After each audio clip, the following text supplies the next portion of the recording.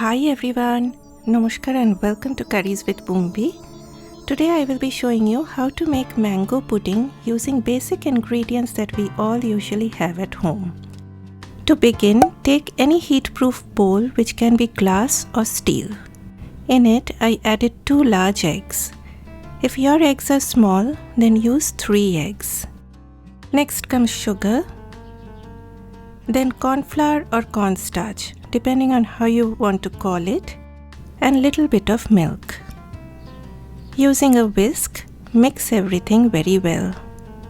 At first the cornflour may look bit lumpy, but after constant stirring, the mixture will soon give a more or less smooth look. Keep this aside while we heat up the milk. Add milk to a pan. Then add some sugar to this. If your sugar granules are big, then add it once the milk turns bit warm. Stir the milk on medium heat till it just comes up to a simmer. You do not want it to come to a rolling boil. When you see these small bubbles forming all around, take it off heat. I transferred it to a separate container as it will be easier for me to pour. Now with one hand, pour the milk a little at a time and immediately stir the egg mixture with your other hand. If you are impatient here and pour all the hot milk into the egg mixture, then it will be a disaster, as you will end up getting scrambled eggs. And we are not making scrambled egg pudding. So pour the milk a little at a time and stir immediately. Next, take a clean pan and keep it on low heat. Add the egg and milk mixture. Using a wooden spoon, keep on stirring continuously on low heat.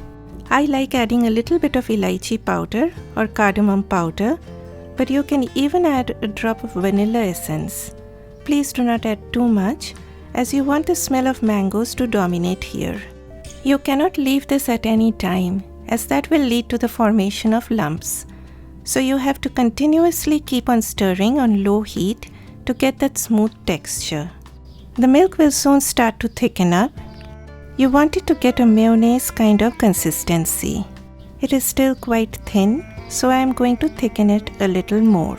Okay, so now it has reached to my desired level of consistency. So take it off heat. Here I have taken half a cup of sweet mango pulp. Again, add this a little at a time.